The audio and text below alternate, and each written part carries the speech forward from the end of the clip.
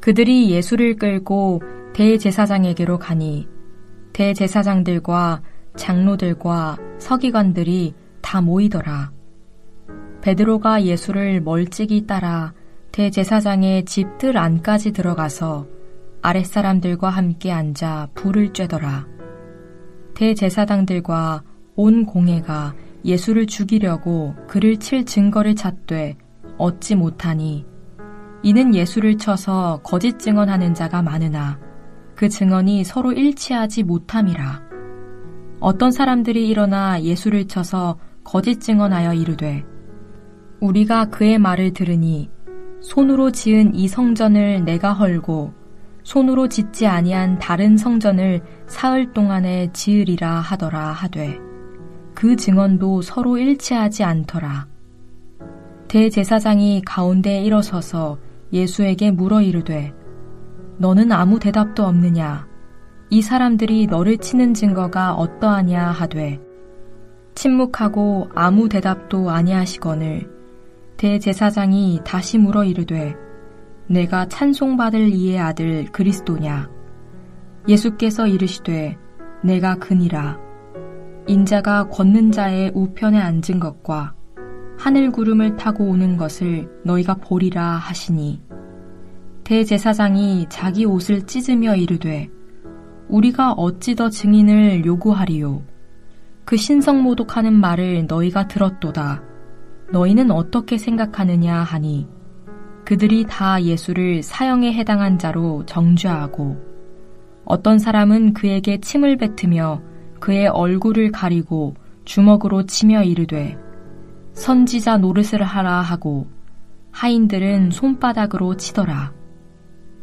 베드로는 아랫뜰에 있더니 대제사장의 여종 하나가 와서 베드로가 불 쬐고 있는 것을 보고 주목하여 이르되 너도 나사렛 예수와 함께 있었도다 하거늘 베드로가 부인하여 이르되 나는 내가 말하는 것이 무엇인지 알지도 못하고 깨닫지도 못하겠노라 하며 앞뜰로 나갈새 여종이 그를 보고 곁에 서 있는 자들에게 다시 이르되 이 사람은 그 도당이라 하되 또 부인하더라.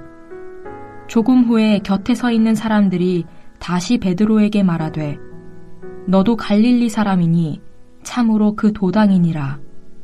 그러나 베드로가 저주하며 맹세하되 나는 너희가 말하는 이 사람을 알지 못하노라 하니 닭이 곧 두 번째 울더라. 이에 베드로가 예수께서 자기에게 하신 말씀 곧 닭이 두 번 울기 전에 내가 세 번 나를 부인하리라 하심이 기억되어 그 일을 생각하고 울었더라.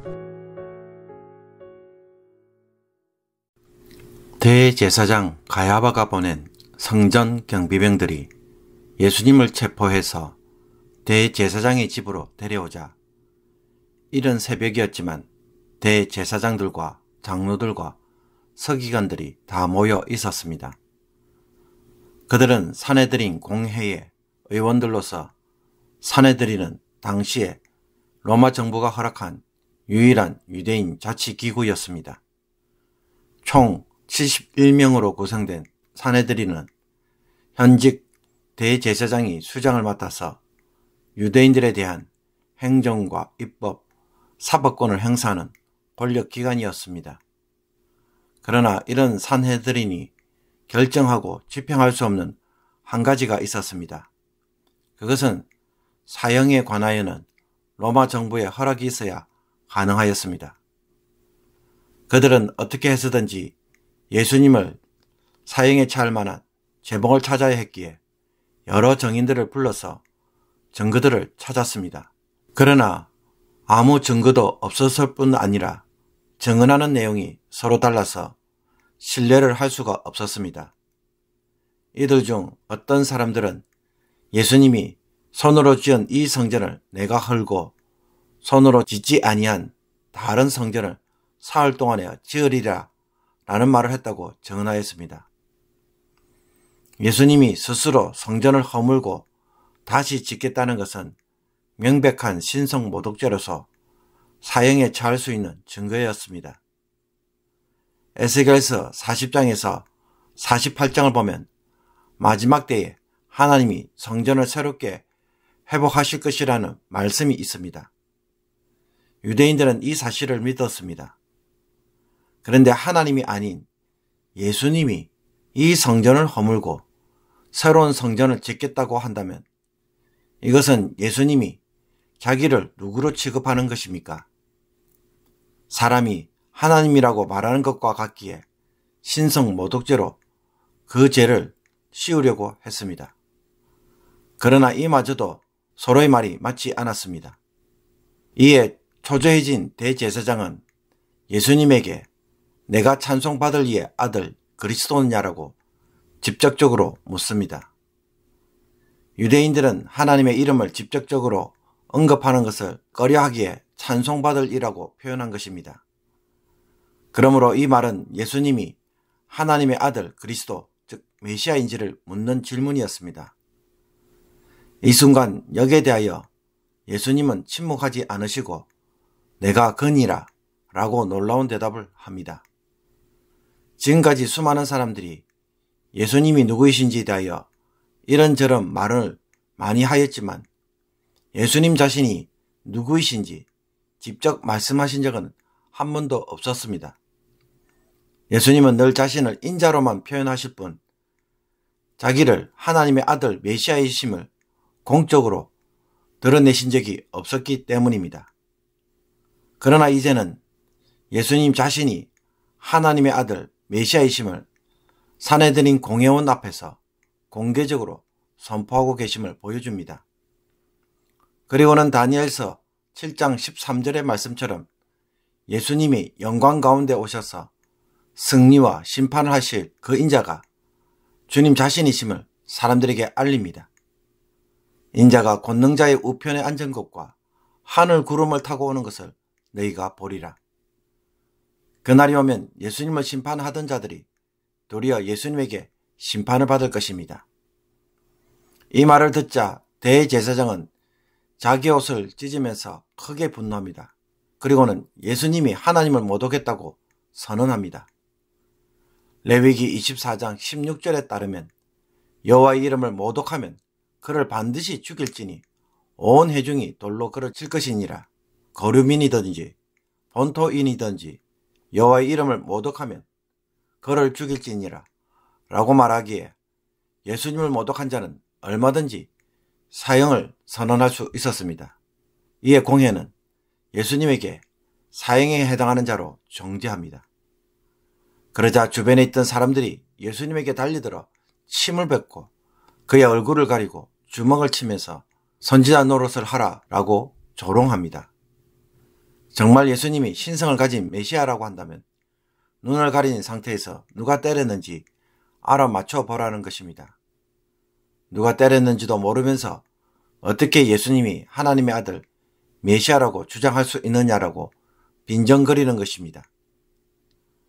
그러므로 예수님이 산헤드린 공회에서 체포되어 친문을 받고 정죄받는 모든 과정을 보면 이 재판은 어떤 재판이었음을 보여줍니까? 처음부터 끝까지 불법적인 재판이었습니다. 죄를 조사한 후에 체포한 것도 아니고 자신들이 만든 결론에 합당한 제목을 찾기 위하여 억지로 거짓 증인들을 불러놓고 끼워 맞추기 식으로 하는 불법적이며 부당한 재판이었습니다. 예수님이 메시아 되심을 주장할 때 여기에 대하여 그 어떤 변론과 증거를 말하고 확인하는 일은 아예 없었습니다. 당시의 로마 총독들은 메시아라고 주장하는 자들이 유대인들을 선동하고 정치적으로 반란을 일으키는 일에 대하여 매우 민감하였습니다.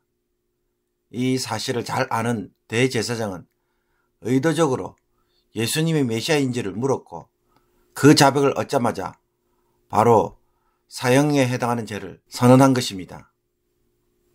이방인의 손으로 메시아를 죽이는 일에 그들 모두가 앞장섰습니다. 얼마나 악랄한 모습인지 모릅니다.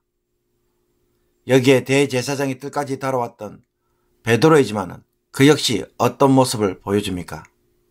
예수님을 부인하는 모습을 보여줍니다. 여러분 잘 보십시오. 대제사장들과 서기관들, 장로들은 전부 자기가 하나님을 잘 알고 믿는다고 생각하는 사람들입니다. 하나님의 율법을 너무나 잘 알고 율법을 바로 세우는 일에 열심을 가진 자들로 스스로 여기는 사람들입니다. 베드로 역시 예수님의 제자로서 자부심을 가지고 확신을 가지고 있던 사람입니다. 그러나 종교 지도자들은 그들이 가지고 있는 권력에 위협을 받자 가차없이 예수님을 죽이려고 했고, 베드로는 자기 생명을 보존하기 위하여 가차없이 예수님을 부인하는 모습을 보여줍니다. 특히 베드로는 여종이 따르면서 계속 추궁을 하자 속절없이 무너지고 맙니다. 죽기까지 따르겠다는 마음은 사라지고 살려고 예수님을 저주하며 주님을 부인하였습니다.